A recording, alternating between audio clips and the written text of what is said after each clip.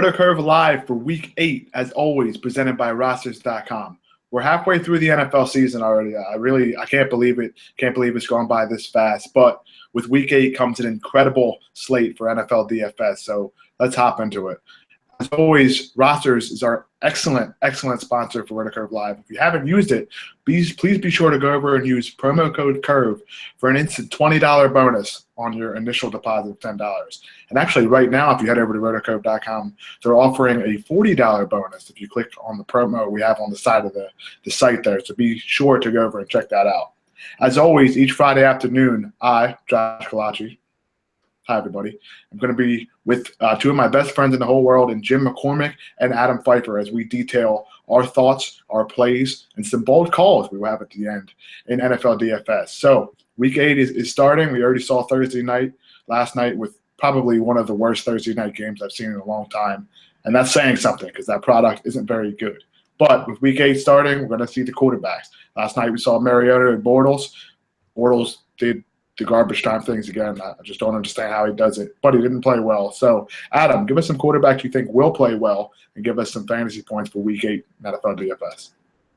Yeah, so he's kind of flying a little bit under the radar, which is interesting because he never really does. But I think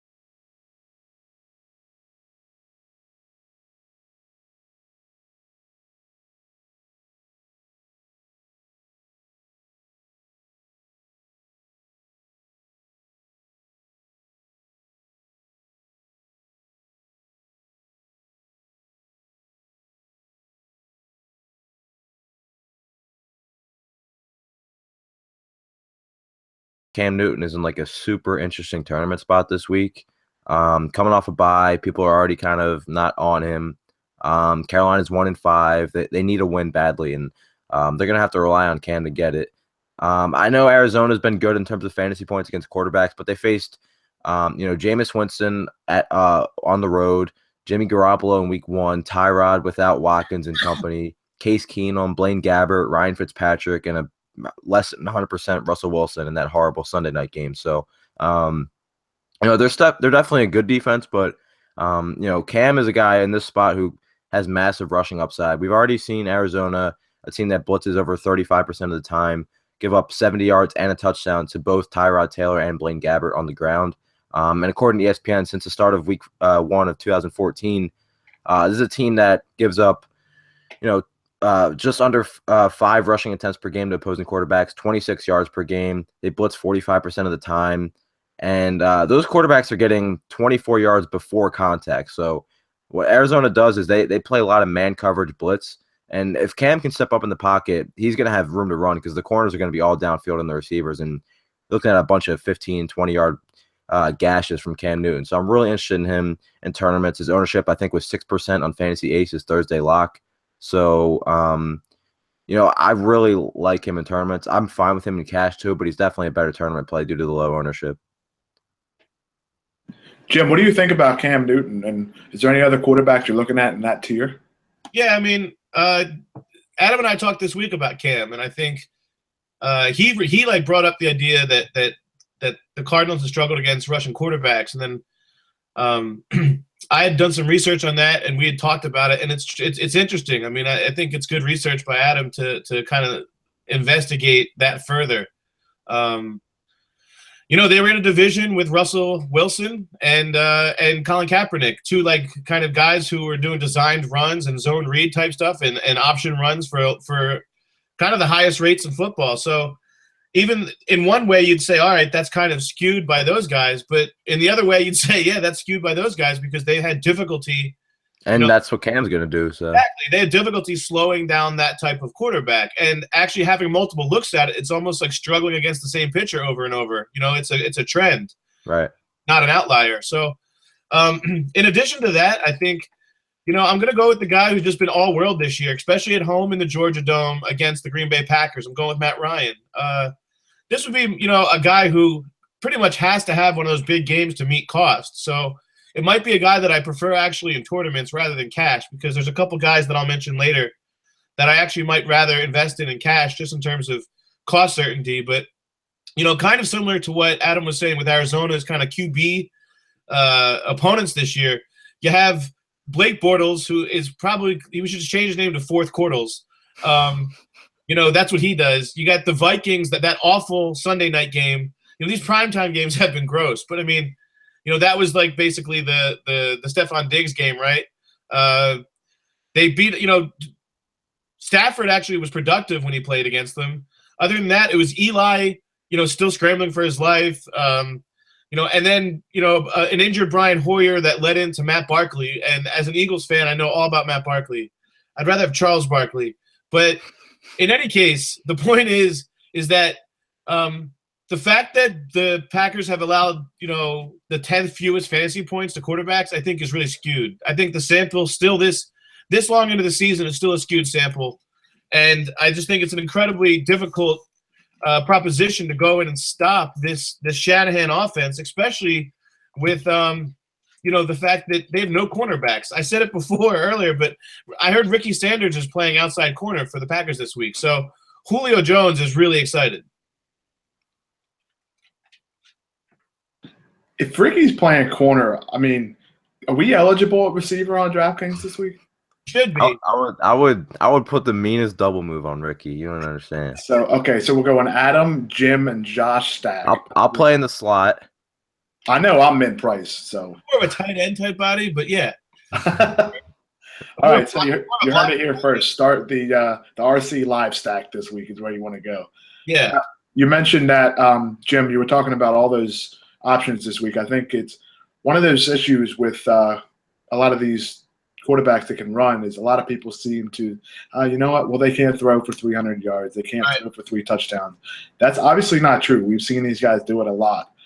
One guy that I like this week is Russell Wilson, who definitely throw for 300 yards and 3 touchdowns. But as Adam will tell you, he is nursing that hamstring injury. Now, for me, I do think he is still a little bit more athletic than most quarterbacks, and he's playing on turf this week against New Orleans, so I don't think we should stay away from him. This guy's had one of the top matchups in the NFL this week, but people are trying to stray because of that injury. For me, I saw he's just 9% owned in the Fantasy Aces Thursday to Monday slate.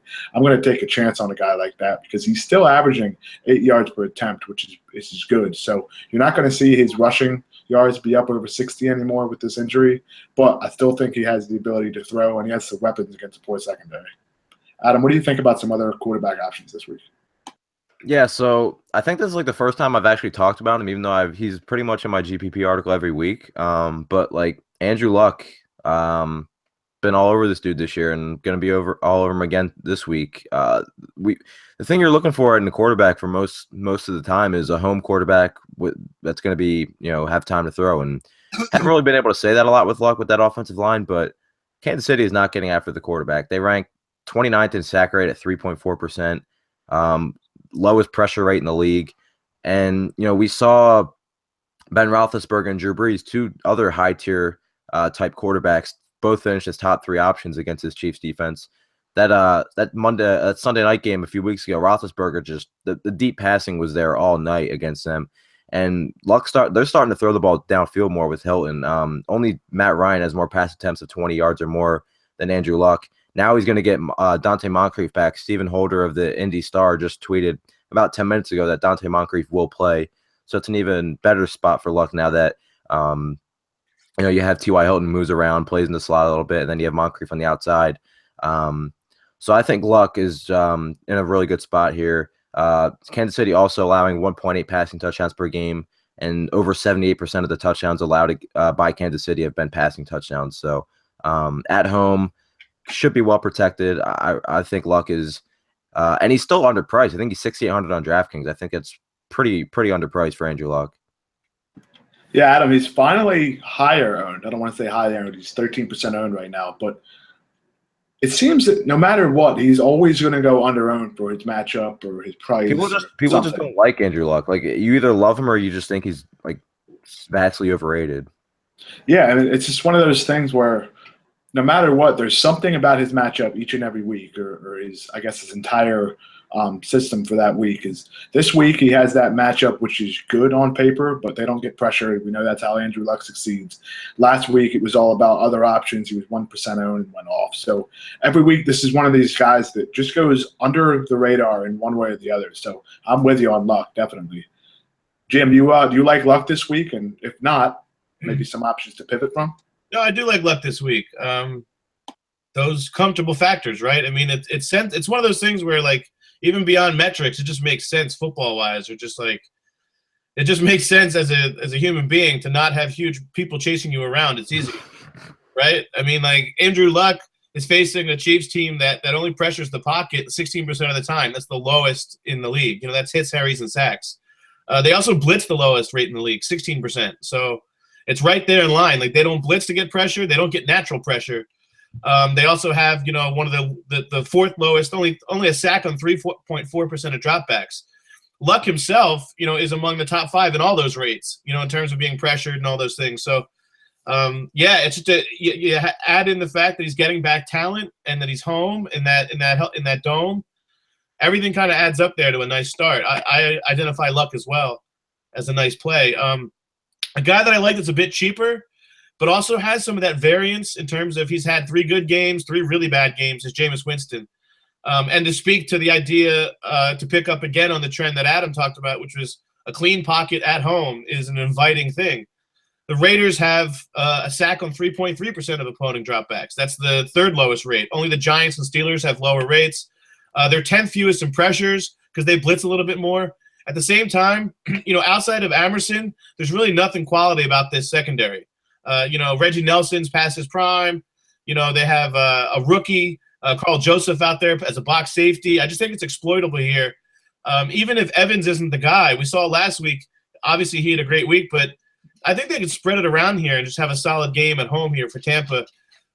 In terms of yards per attempt, the Raiders are really generous. They're basically just a sieve on defense. Like, they try to outscore you. This is kind of like, old school run and shoot type football. They're just trying to outscore you, and rather than subdue you. They're allowing 8.4 yards per attempt to quarterbacks. That's the second most in the AFC. It's basically comparable to what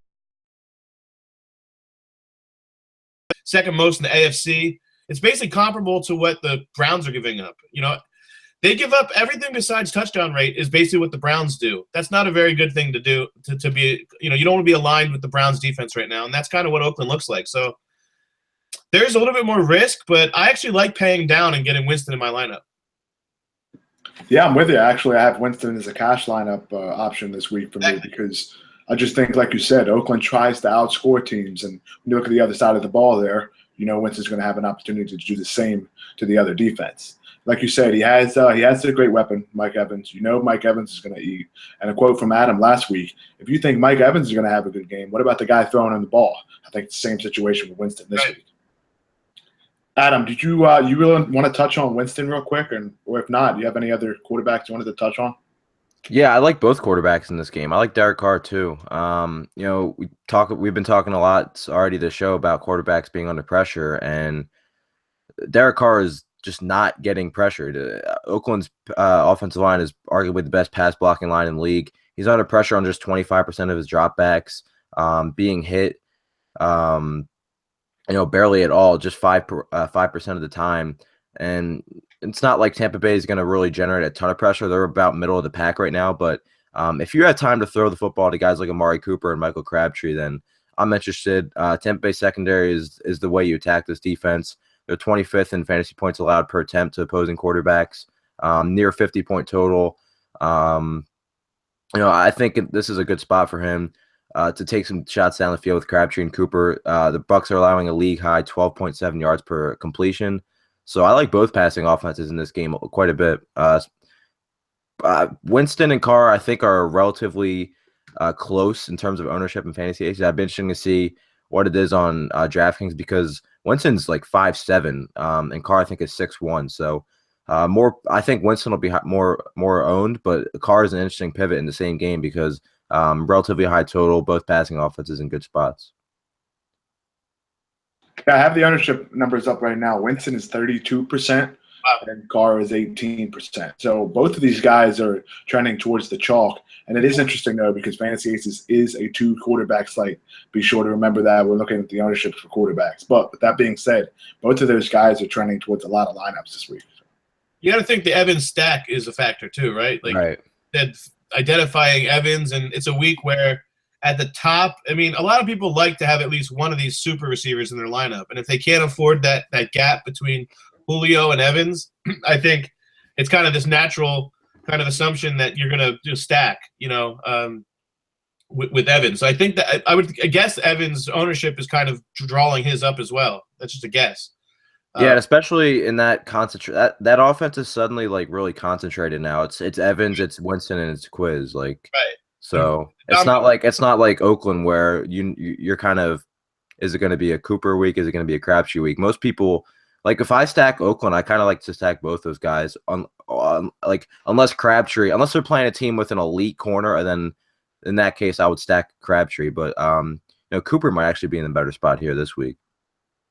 Yeah, he's due. Mike Clay does a study opportunity adjusted TD rate, and it's essentially how often are these guys being targeted in the red zone overall, and then what's the league wide conversion rate? And so it's almost to say how many touchdowns should you have in theory, which doesn't obviously always play out, but it's just we should have had 4 in one game. Yeah, right. So the thing is, he's had 6 end zone targets to Crabtree's 6, except Crabtree has caught all 6 and Amari hasn't. So some of that is just a matter of variance that has to build back up. He's missing 2 touchdowns from his profile already this year, if not more, because on pace for 90 catches and 1,500 yards, that guy's going to score 6-7 touchdowns this year. It might just happen in a flurry. Yeah, without question. You were mentioning the Cooper red zone stuff there. On our RotoCurve targets for red zone, he's only caught 1 of his all of his targets in the red zone. So it's one of those situations where something has to correct, but we're kind of navigating towards a 2-year sample size. And so it's not exactly something that, it's just going to be an instant correction. So be sure to keep an eye on that. Another quarterback I like this week, very cheap, and Adam knows who I'm going to talk about, Tyrod Taylor. I love him.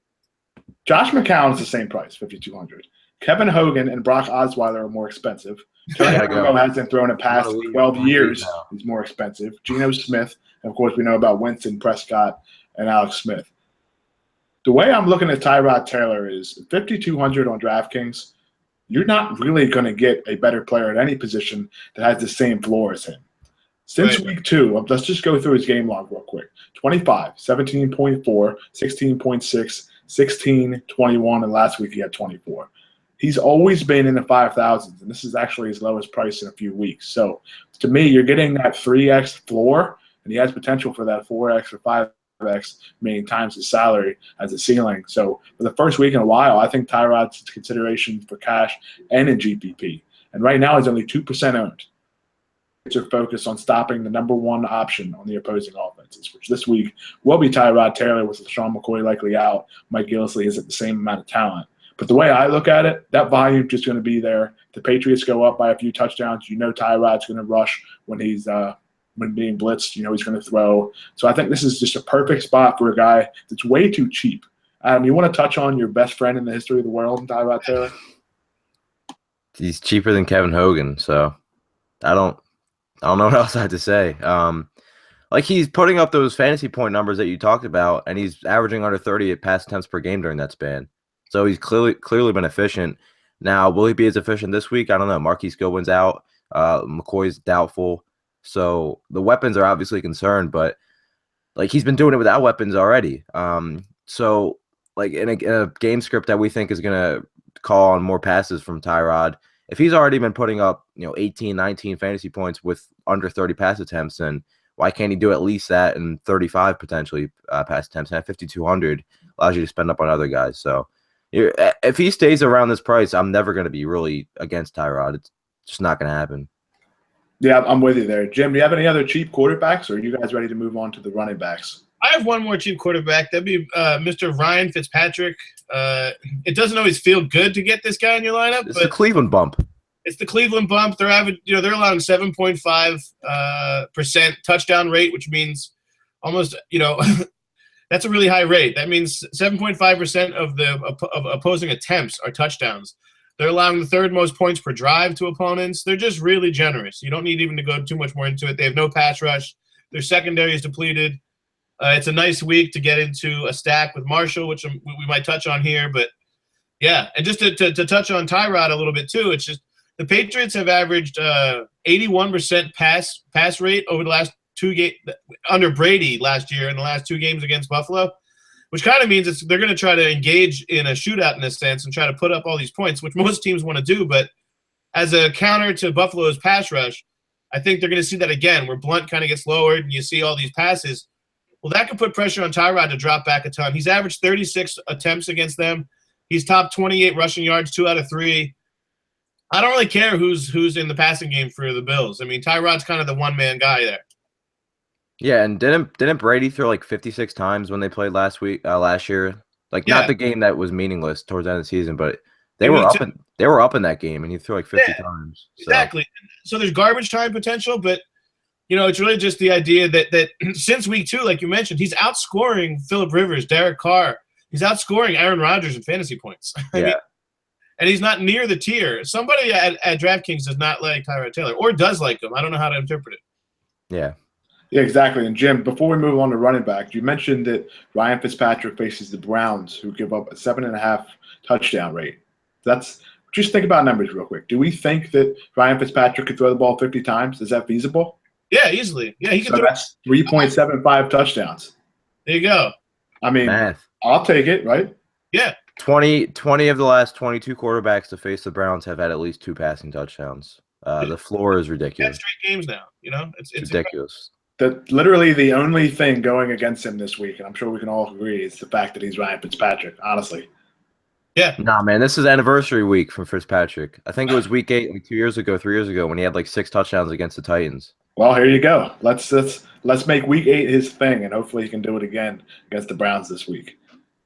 Oh, yeah. Let's move on to running backs because, as Adam mentioned before we came on the show live, running backs in tournaments is going to be difficult. Now, that usually means in cash there is a lot of plays and a lot of good plays to choose from. So I want Jim to start off here because looking at his list, I love the running back he's mentioning. So, Jim, why don't you start us off here at back this week? Yeah, I mean, it's Spencer Ware. The price is up, but it's not really commensurate with kind of his workload, right? I mean, I think the Charles factor, or what is perceived as the Charles factor, is still there. This is a guy who is, 6,800 on DraftKings, 74 on FanDuel. I mean, I don't know. This is a guy I think who should be over 7 on DraftKings, and especially because he's second only behind Le'Veon Bell in receiving yards per game. You know, he's basically he is the Jamal Charles in the sense of driving the offense in that screen game. The deeper numbers, he's fifth in initial yards per contact per rush, which means he's getting 3.25 yards before he's even touched, which is amazing. It's not even that good of a pass protection line or a run blocking line. I think they're in the 20s in Pro Football Focus. I know that they're not one of the elite groups in terms of grading out that way. So there's a guy who's making his own yards, getting to the second level on his own. What is he? He's fourth in yards from scrimmage per game. You know, he's setting new peaks in touches and touch share every single week. It just seems like Charles isn't going to etch a roll, at least not right now, at least. And then you have the matchup. The Colts have allowed the 5th most fantasy points to backs. They've seeded the 6th most. The more important thing is to match up that yards per initial contact thing. The Colts don't get into your backfield. They've allowed 3.06 yards per carry on initial contact, before initial contact, which is the 3rd highest in the league, the 2nd highest in the AFC. You know, they're just really generous. Only the Raiders are more generous, which will lead to another pick that I have. I can even get it over with now. It's easy. I love Jaquiz Rodgers as well in cash. I think if you're not willing to pay up for Ware, you go ahead and get Rodgers. He basically has all these same usage metrics. He's actually 5th in yards from scrimmage since he's became a starter. Only David Johnson has more touches per game, 31 touches per game. It's ridiculous. So, you know, both these guys I think are just so bankable in cash. Yeah, I agree with you. I think that Ware and Rodgers are going to be those two guys that a lot of people use. But the third guy is going to be Devontae Booker, who everyone's going to have. Adam, you want to talk about him? Yeah, what was that, Jim? I was just saying what are their ownerships, but yeah, I'm sure they're crazy high. Yeah, I think I'll look up that ownership real quick while you're talking about Booker. I think Booker, Quiz, and C-Mike are the highest owned right now in Aces, but yeah, Booker was like 71% owned. No surprise really with Anderson out. The dude was already eating into Anderson's workload. I mean, he out carried him last week against Houston, out snapped him, and you know, if you combined, I think it was. Let me pull up. I don't want to butcher his last name because it was Graham Barfield from RotoWorld. He tweeted out a couple of days ago that if you combine C.J. Anderson and Devontae Booker's red zone carries, it's the 2nd highest in the league behind Melvin Gordon. So now that's all going to Devontae Booker in a decent matchup. San Diego's been good in terms of yards per carry, but they're really bad against all-purpose backs, and Booker's probably going to be the all-purpose back now with no Anderson. They've also had the 7th most fantasy points, 4th most rushing touchdowns to running backs. So it's really not much to say. It's the price, it's the matchup, it's the workload, and it's a slate where there's 6 teams on bye. So really not much else to say about Devontae Booker. Yeah, exactly. And just like we mentioned with Quiz Rodgers last week, in cash games, don't fade this guy. I mean, it's not worth it at this point. The ownership's going to be very high, expected to be over 80%, maybe even 90% in some cash games. And it's just, even if he does struggle, which is very unlikely, it's not worth staying away from him because of the ownership percentage and the hole that you could dig yourself in if he has one of those games where he reaches 7 or 8 times value, which is definitely in the realm of possibilities here. You mentioned the ownership percentages. Booker, 71. Spencer Ware, 45. Christian Michael, 39. Jaquiz Rodgers, 34. And Devonta Freeman was 32. So all those backs are over 30% owned at GPP right now on Aces. Yeah. I'm really into Freeman this week too. Tevin Coleman's already been ruled out. And this is a guy who's averaging 18 touches per game with Coleman in the lineup. 15 touches in every game this season. 8th in RotoCurve's touch percentage metric that you can check out. So yeah, I mean, he's played really well this season too. Like he's 8th in the NFL in rushing yards despite having the 13th most carries. Yeah. He's 10th in yards per game. So he's a lock for 22 to 25 touches in this game. I know Green Bay's run defense has been really good, but you kind of saw what an elite offensive line can do against them. And Atlanta's isn't quite at Dallas's level, but they create the second most yards before contact in the NFL per Pro Football Focus behind the Bills. So Alex Mack and Levitre kind of get out and help guys get to the second level. And again, it's just the usage. I mean, if Devontae Freeman was this price last season, everybody would be playing him. He was getting 20, 25 touches a game. And like, even if he can't find success between the tackles, now all of the passing game is his. So like an offense that if you combine Coleman and Freeman's targets, it's almost 22% of the market share. And now that's all Coleman's. And Atlanta's going to throw to the running back. So I think Coleman has an insanely high floor in this spot. You know there's going to be points in this game. He's actually 5th in the league in red zone targets and 6th in red zone receptions this season. So I think he could catch a touchdown in this game if he doesn't run for one. And again, the highest total of the slate, Devontae Freeman. You can make the case that he's the top running back this week. I mean, I know the matchup isn't as good as it is for guys like Spencer Ware and C-Mike, but his floor is just so high, I think, in this spot. Yeah, without a doubt. That's the one thing about Freeman. You know you're going to get those points in the passing game, and I'm with you. I just think that a floor for him is close to maybe 7 or 8 targets as a floor, so you know he's going to catch 4 or 5 passes. He'll get over 15 carries. So even if it's an inefficient game on the ground, those PPR points are really just going to propel him to that next level. I actually want to go a little bit contrarian here. I like to pay up this week in tournaments for Ezekiel Elliott. I'm going to tell you a few reasons why. This Eagles front 7 is stout. We know that. But they are missing arguably their best run stuffer behind Fletcher Cox and Benny Logan, who was announced out. Now, Bo Allen is no slouch, but he isn't anywhere close to Benny Logan in terms of caliber of player. So a guy that's going to be missing from the middle of that defensive line does not bode well for the Eagles, considering they're going against Zach Martin and Travis Frederick, not to mention one of the best tackle tandems in the league as well. So for me, this Elliott game right now is just – it's too attractive for me to stay away from. And he's only 13% owned right now. He has 148 touches in 6 games. I know the Eagles defense is good, but I just could really see one of these games where he has 25 to 30 touches. And I don't want to miss out on that. Jim, what do you think about Elliott? He's the Andrew Luck of running backs. Yes, exactly. He's never highly owned, and he has insane volume, and he's really good. Yeah, I don't know why he's never highly owned either. He's been amazing. It's a good parallel to draw. Like they both seem like they're such kind of obvious stars in the sense that it's almost boring. You know what I mean? Like they don't seem contrarian. Yeah. They don't seem contrarian. They don't seem like you're differentiating. But then when you look at the results, they actually are contrarian. They are differentiating because everybody thought that. The group figured, let's get more matchup based. These guys are kind of, especially Elliott, seems kind of matchup proof right now because of the workload. And then obviously, yeah, that Benny Logan, the Benny Logan is the missing link of the interior rush defense there. I mean, we saw it happen with Washington. They went, I think before that, the Eagles were allowing 41 yards between the tackles. Now it's over 100 per game.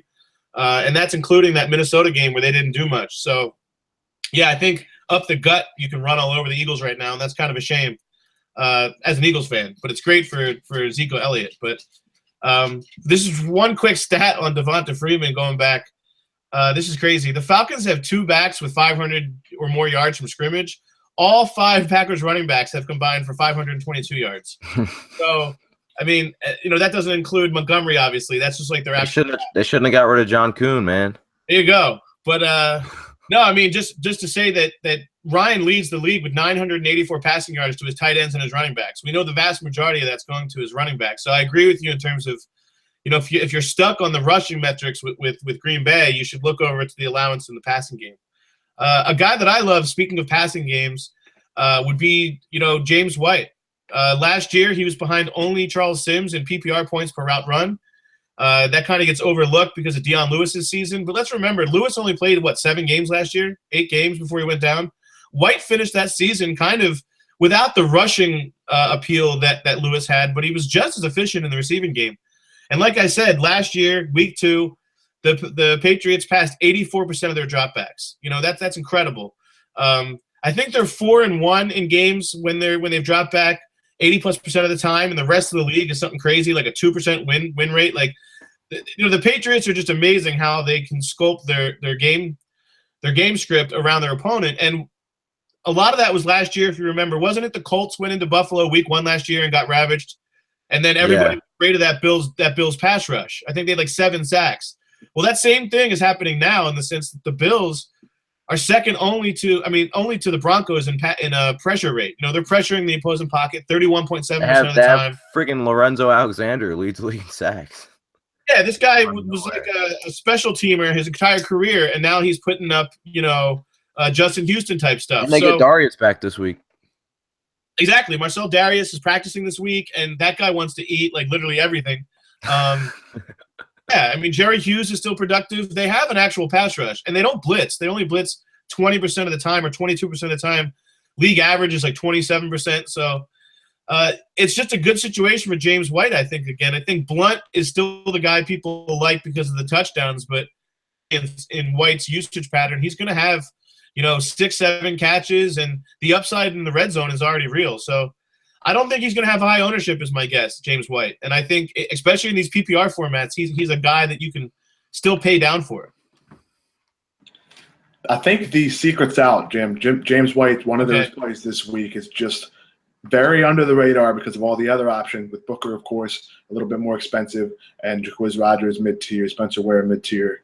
I just think that White's one of these guys that literally has the chance of getting 10 catches this week, and I don't say that lightly because – with all the targets you're going to see, with how, as Jim just explained, how the Buffalo Bills pass rush works, the Patriots, Tom Brady, Bill Belichick, Josh McDaniels, they always will exploit the other team's strengths and turn it into a weakness. It's unbelievable.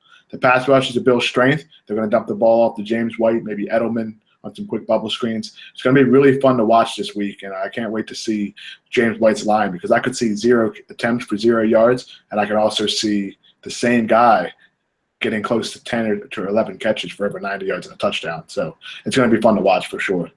Adam, Matt Forte, we got to talk about him. If you don't, I definitely will. Yeah, so, if you look at Matt Forte's game log, he obviously had 52 carries in the first 2 weeks of the season, and everybody was, kind of, flipping out. And then his usage started to dip. But Sunday he went nuts, 34 touches, 154 yards, 2 touchdowns against Baltimore. Nobody really saw that coming. But, yeah, the 4 games where he has 15 carries or less this season, all those instances, the Jets lost by 10 or more points. And then in the 2 wins they have, plus a 1-point loss in week 1 of Cincinnati, he's averaging 31 touches per game. Bilal Powell, I think, has turf toe. Not sure what his status is, but either way, Jets at 3-point favorites against the Browns, allowing 140 yards per game. They just let Jeremy Hill run for 168 yards and a touchdown on 9 carries. So Forte is obviously going to be involved in the passing game, especially if Powell's limited or out. So, I really like Matt Forte in this spot. Didn't really see last week's performance coming, but got to project him to be pretty safe in this spot against Cleveland. We talked about it. They're just not good anywhere on defense. Now, Matt Forte is really interesting this year because when everybody saw the volume for the first 2 weeks, they thought he was going to be a cash play each week. But week 1, 20.5 points. Week 2, he scored 34. And then over the next 4 games combined, he only had about 19 to 20 fantasy points. So it's interesting. Last week we saw that huge output of 33 points. But the way I look at Forte is those games where he struggled, Arizona, Pittsburgh, Seattle, Kansas City. All those defenses have been pretty good. Yes, Steelers defense has been good, believe it or not. So it's one of those things where you see how he succeeds against some defenses that do struggle. Baltimore struggles a little bit this year. And in the first week of the season where Forte succeeded, Cincinnati, Buffalo, they've been good, but 3 touchdowns is the reason why that was inflated. So yeah, he had 30 carries for 100 yards. Exactly. And he scored 3 touchdowns. But the 3 touchdowns was the reason why that was a good game. So against Cleveland, by far his best matchup all year with Bilal Powell having turf toe, I'm way in for Matt Forte. I agree with you. Yeah. Now, the guy I wanted to talk about here is Christian Michael. We all, I think, agree on is going to be one of the chalk guys against New Orleans. He would be even higher owned if it wasn't for all these incredible values we have at running back. But we need to talk about him because the Saints have given up 12 touchdowns to opposing running backs this year. Thomas Rawls is not back yet. The Seahawks signed a fullback this week, so we know what that means. It's going to be a lot of ground. Cut Spiller, man. Yeah, they cut Spiller, who is going to land with his 400th team somewhere. It's going to sign him, we'll have a long touchdown, and we won't hear from him again. So I do like Christian Michael a lot this week. And a cheap guy before we move on to receivers, Latavius Murray, 1% owned, just $4,500 on DraftKings. He was said this week by a beat writer. They found some news that he will be seeing the bulk of the touches at running back for the Oakland Raiders. So I know he faces a team that will get Gerald McCoy back in the Bucs, but with that volume and his price, I'm definitely in just $4,500. Let's move on to receivers. This is where it gets fun because there are a ton of plays this week that are worth using. Of course, Julio Jones. There is no Antonio Brown this week, so we know Julio Jones is going to be in play. So, Adam, why don't you start us off with Julio, and then we'll dive into some other options. Yeah, I'm not going to get cute this week. Jim talked about Green Bay's secondary being banged up. They're potentially without their top 3 corners. And before the season started, Kyle Shanahan and the Falcons said they wanted to take more shots down the field with Matt Ryan and Julio, and that's been like insanely evident. Matt Ryan leads the NFL in pass attempts of 20 and 40 yards this season. If the season ended today, Julio Jones would be second in the history of the NFL with 20.8 yards per catch. Dude's like the only receiver in the league right now that can outscore like the majority of wide receivers in fantasy without scoring. 97.7 yards per game for his career, second in the history of the NFL. He has 4 100-yard outings this season. All 4 have come during the first half of games. Green Bay's allowing 12.1 yards per completion, the 5th most in the league. We know they're going to take shots with Julio. It's just Julio, man. He's going to eat. He's going to tear these cornerbacks up. It's going to be fun. Yeah, I agree. It's one of those situations we talked about earlier this week on First and Goal. They're going to be missing all of their corners. Julio Jones is pretty good at being a wide receiver in this league. So it's going to be one of those situations where it seems too easy. So if you can fit him into your lineup, be sure to do so.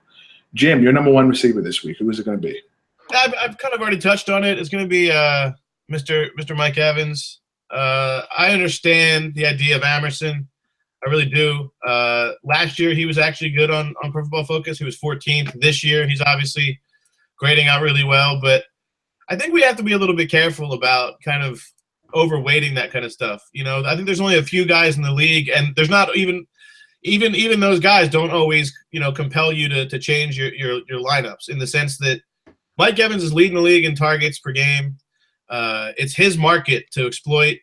If we like Winston, I like Evans. I mean, it seems kind of simplistic, but it's true. I mean, if I like the home setup for the quarterback against a soft defense that doesn't pass rush, this is a humongous – I mean, look, the outlier season is last year, right? I mean, 2 of the last 3 years, this is the best touchdown maker at the position. This is the Dez Bryant at the position, except that he gets the ball 20 yards downfield as opposed to just in the goal line. So, I don't know. If you told me that I could get Julio Jones plus Dez Bryant into one freak, I'll take it.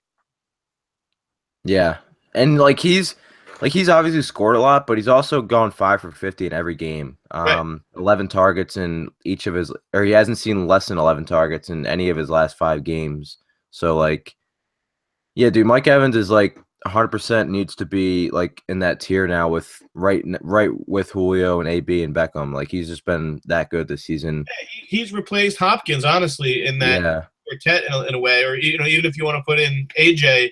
But there's less variance in his profile than, say, with AJ. So, yeah, I just think the bankability is there. And what we're looking for a lot of times when we spend up is cost certainty. Yeah. Absolutely. The other guys in that tier you mentioned with Julio Jones and Antonio Brown are Mike Evans and T.Y. Hilton, actually. Right. So Adam and I talked about Hilton. I'm going to touch on him real quick here. He is a perfect stack option to go with Andrew Luck this week because Dante Moncrief is back. So people may think, Hilton's not going to see that volume again. Wrong. I just think that he's going to be one of these guys that gets a ton of targets. As always, he's seen over 10 targets in every game except for one where he had 9. And, of course, with Moncrief back, you know that they're not going to have a chance to double team him.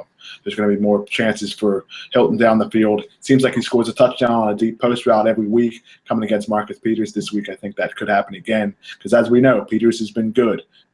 But in terms of interceptions, he still allows points. He still allows yards. So, for me, I do like T.Y. Hilton in that tier. And he might not even see a lot of Peters because Hilton plays in the slot and moves around a lot. And I think Peters lines up exclusively on the left side. So, Hilton, I don't even care if he sees Peters anyway.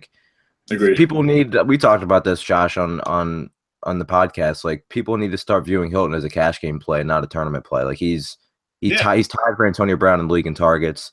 he's getting high percentage targets and deep targets. He's playing with a great quarterback. Like, I almost wrote him up again this week, but it would have been like the 4th straight week. So I was just like, no, I'll put him in the elite tier, then people play him. Like, it's only a 1-week sample, but week 1, I mean, Moncrief was on the field for all his routes. He had 16% of the targets, doesn't go deep. His average depth of target was under 10. Hilton had 27% of the targets in that game. He's got 28% of the targets for the year. So, I mean, the narrative was convenient in the offseason. That's not a diss on Moncrief. It's just that nothing happened to Hilton to take away his role. He's the vertical guy, but he's also a high percentage vertical guy. Yeah. Exactly. Now, Adam, in the second tier here, wide receiver, kind of in the middle prices, we're going to have to use some options this week with the other options at other positions. So your middle tier receiver this week, who are you looking at? Yeah, so as long as he's okay, I think he's questionable right now with a hamstring. Apparently didn't do much in practice. I don't think we have an update on Friday's practice, but if he's okay, I really like Randall Cobb in this spot. I think he's the top wide receiver in Green Bay to choose from. 11 targets in 3 straight games. He scored in back-to-back games. During that 3-game span, 27 catches for 256 yards. And this Packers offense is just not going downfield. Aaron Rodgers averaging 6.3 yards per attempt. That's his career low. So Cobb's targets are going to be all high percentage, which gives him a pretty safe floor in PPR, which is obviously a lot of the sites. Going to play in the slot, which means Jordy will see Desmond Trufant. And that means Cobb's going to see Brian Poole, who's been getting roasted this season. Also, the Falcons linebackers are weak, so I think Cobb can exploit them as well. Under 6% of Aaron Rodgers' pass attempts have gone 20 yards or more. So I think Cobb could be looking at another 8 or 9 catch game with an opportunity to score and another high total game. So as long as he's good, Randall Cobb, I think, is my favorite guy in that mid tier if you're not paying up for Julio, Evans, Hilton, one of those guys. Yeah, I think that one of those options, like you said, with Evans being in that elite tier, you don't necessarily have to spend up for Julio, although I think he's a great play this week. And you can afford those middle tier guys rather than having to use those really cheap ones. But, yeah, I think the way that this shapes up this week is you're going to have some Julio, some Evans, Ty Montgomery on DraftKings 5,300. So, yeah, let me just touch on Montgomery real quick. I can't play him on FanDuel. He's a running back. He's 6,400. We know with Devontae Booker there and all those other options, you got to have Booker as one. So I don't want my other running back option to be Ty Montgomery. And Niall Davis, they said, is going to get more work this week. So exactly, yeah. So I think in PPR formats, though, Montgomery is definitely in play. Just 5,300 on DraftKings. He's cheap on rosters as well. So this is a guy that has seen 20 catches the last 2 weeks on 25 targets. He's playing on third downs. He's playing on second downs. He even played a lot in first downs last week at running back. He still plays a few snaps at receiver as well. So for me, the way this offense is brewing right now, I got to have Montgomery. Jim, what do you think? Yeah, I mean, Montgomery's still a guy. He's 70% of his targets and catches are coming out of the backfield, right? So that weird hybrid role. I think some people are waiting for when it's going to shift, but it's been working. So the other thing you have to account for is Rodgers is dropping back 47 times a game over the last 3 weeks. It's the most in a 3-game stretch in his career. It's just a transformative shift. I mean, they don't have a backfield.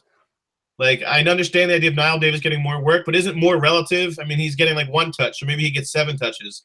I just think they're going to continue to work this weird spread you out hybrid thing. I mean, Ricky had a good point talking with London Fletcher this week. That having Montgomery in the backfield or even Cobb in the backfield, it kind of spreads the defense out a little bit more, adds a little bit more versatility. That threat to pass is very real. 2 guys that I like that I'm identifying, they're kind of more tournament plays, but I like Doug Baldwin. I mean, with what Josh said, pitching, Russell Wilson. At some point, it's weird. I also agree there's something wrong with Russell Wilson, but this is kind of a get-right type of game. It's a game also where you can operate from the pocket against the Saints and still get the work done. We're just missing all that rushing efficiency. We're really missing efficiency in general with Russell Wilson, but that's why I'm going to say this is a tournament play. There's a little bit more risk and variance, but I think Doug Baldwin kind of has tournament upside in the sense that, we've seen multiple touchdowns. I mean, last year was amazing. The beginning of this year was amazing in terms of target share, but he still has a 23% target share. He's catching 77% of his balls. It's really just a matchup thing. I want to get into that game where they're road favorites in an over-under around 48. That's a good setup. The other guy would be John Brown. I love Smokey Brown. I'm an apologist. Got the same name as my grandfather and the sheriff in that Bob Marley song. But Yeah, no, he's just really good at football, this guy. His route running is amazing. I think he's kind of this guy. I think in a couple years when we talk about John Brown as one of the real special, receivers in the league, once he really gets to take over the market share of an offense. That also depends what the Cardinals do at quarterback or what ends up with him in general. But, the Panthers don't have a cornerback ranked the top 47 in coverage on Pro Football Focus. The upside with Michael Floyd ailing, this guy's there was that 2-week stretch recently where this guy had 28 targets or 27 targets or something crazy like that. So I kind of actually think there could be a little bit of a shootout mentality happening in this. I know we say that a lot in fantasy, but this is a team that we like Cam's setup. We like Cam being able to score, even if the Panthers are good on defense. And I like the fact that, this Carolina secondary is really exploitable. It really is. So I think especially deep with their safeties that John Brown can get loose. I like that call. I think that I've seen a lot of people talk about that game being a potential shootout, and I think it's going to be like another interesting tournament game where you could play like Cam, you could play DJ, you could play John Brown. You can even play J.J. Nelson if Floyd's out. He's like minimum salary. And that dude is fast. Oh, yeah.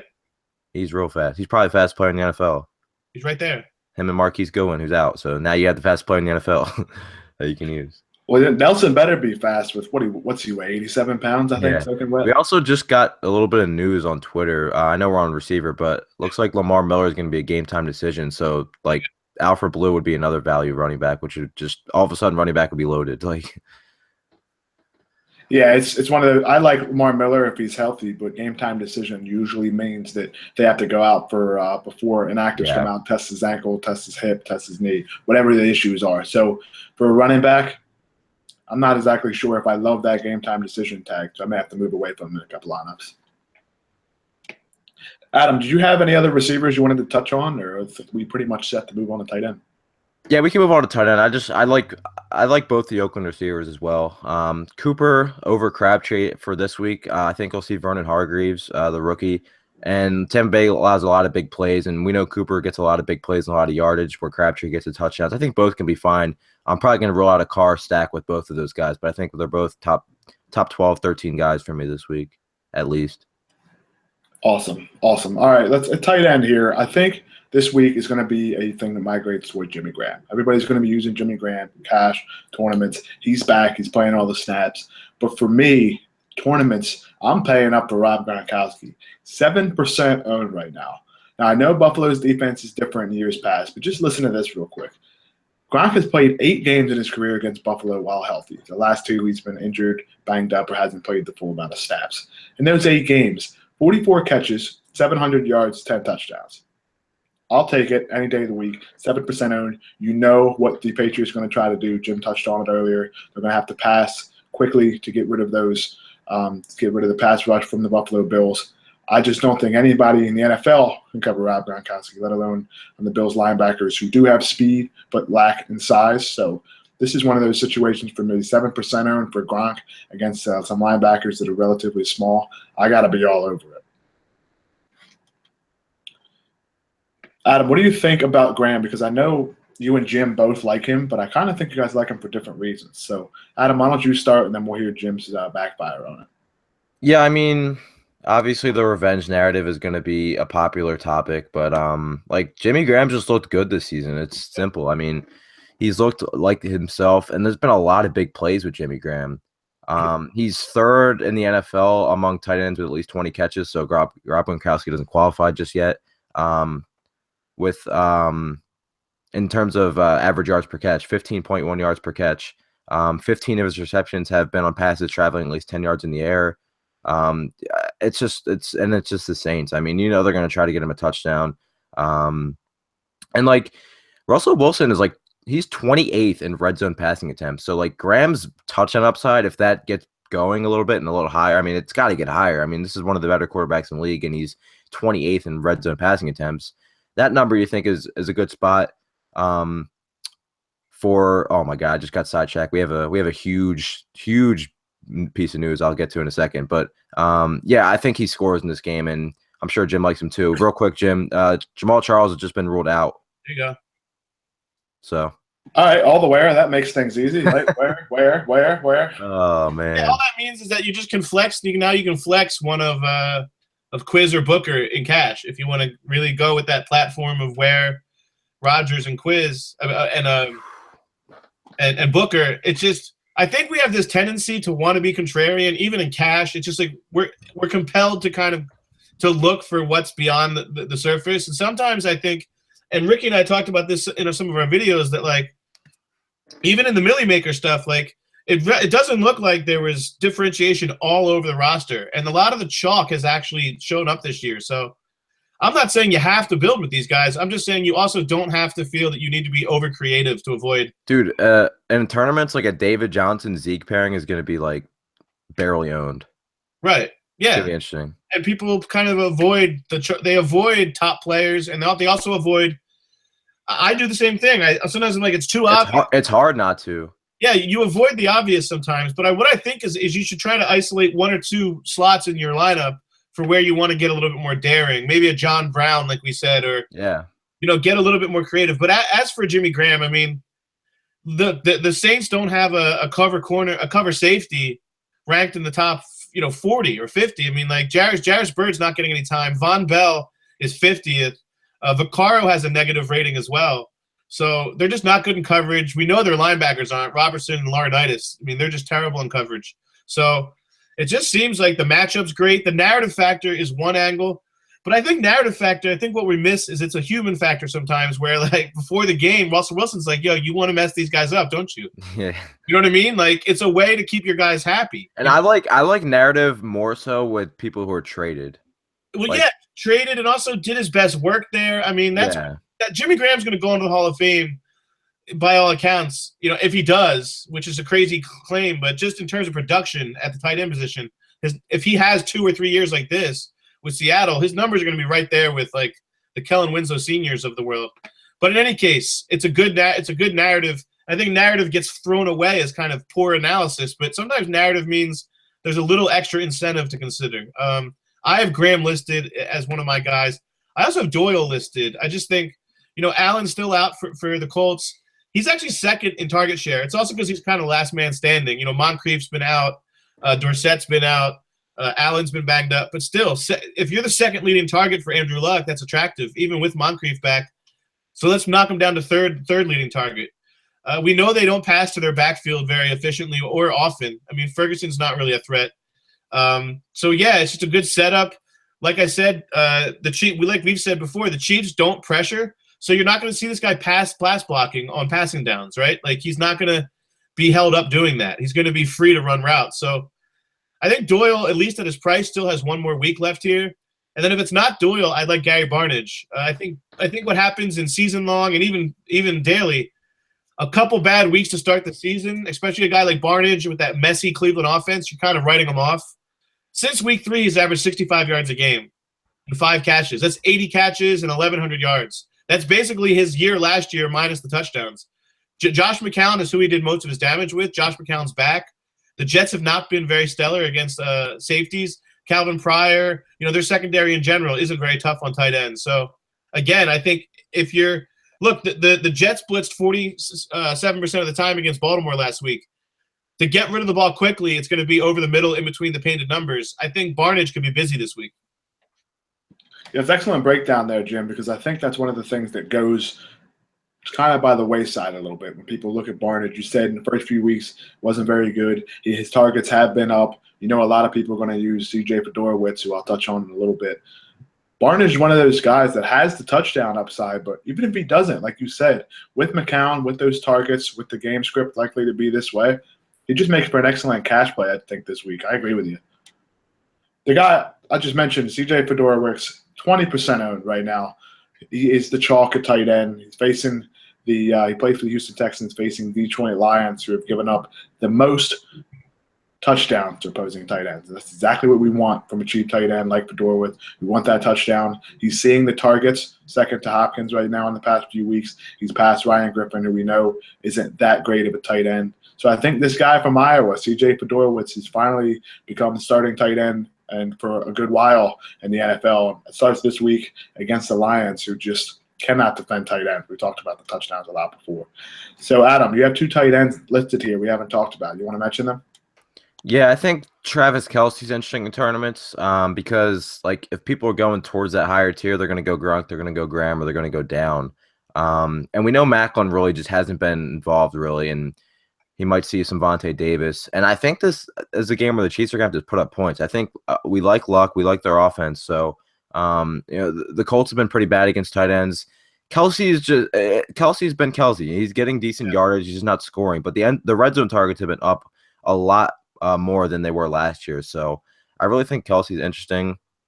And then Cameron Brate, we're expecting bigger things from him. Didn't score against San Francisco last week with Winston's 3 touchdowns. But again, another great spot. Oakland's terrible against the pass, terrible against tight ends. And if for whatever reason, if Emerson does, have success against Mike Evans, and the ball's got to go somewhere, and Cameron Brate's probably going to be the second option in this team in terms of passing. So I don't mind him either. Let's wrap up tight ends here before we move on to our bold calls. Jim and Adam and myself actually all love Jimmy Graham. He's an excellent option for cash games. If you aren't using him, a cheap guy to use would be Gary Barnidge, as Jim mentioned, and I talked about C.J. Fedorowicz. The nice tournament options are here, though. Rob Gronkowski, 7% owned. Jack Doyle, if Dwayne Allen's out again. And even if he's not, he does catch touchdowns. And Adam mentioned Travis Kelce, Cameron Brate. So let's move on to our bold calls here. This is my favorite part of the week. Jim, let's start with you. Your bold call, give me a good one, give me a bad one. All right, my good one is that the 2 running backs that are chalky, the duo of Devontae Booker and Jacquizz Rodgers, the chalk shows up. That doesn't always happen, especially in the rate that I'm saying. Both top 6 running backs. I just think that they go off. Those are guys that I really enjoy. I don't know if you guys can remember. I kind of forget my bad bold call. But something about a running back against Denver. He wasn't very efficient. Oh, yeah, Melvin Gordon. I have Melvin Gordon outside the top 20. And we'll get really bold. Say I'll top 25 in points. Talk about a guy that's really relied on touchdown production, which isn't necessarily a bad thing. I mean, it's just that this guy is thought of as this playmaker, but he's really Jerome Bettis this year. He's falling into the end zone. Or we can even go to Mike Allstott, or hey, let's call him TJ Duckett. Okay, he's TJ Duckett.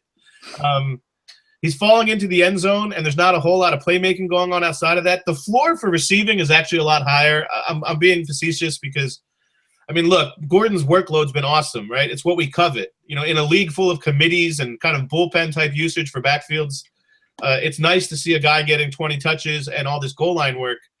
And like Adam said, he's gotten an amazing, the Chargers get to the red zone a lot, and he's their main guy. I just think a couple of factors, obviously, one being Denver's tough defense. 2, Antonio Gates is actually surging again in terms of target rate. I just think they might be able to score a little bit more in the passing game on the end zone. But more than anything, it's a matchup factor. And I just think variance is effectively going to affect this guy. If he has a 0 touchdown game, it's going to be a really disappointing fantasy investment. Yeah, Jim, 2 weeks ago, Melvin Gordon faced Denver, had 0 touchdowns, 27 carries, but only had 9.4 DraftKings points. That's not very good. And in that game, he ripped off a career high 50 or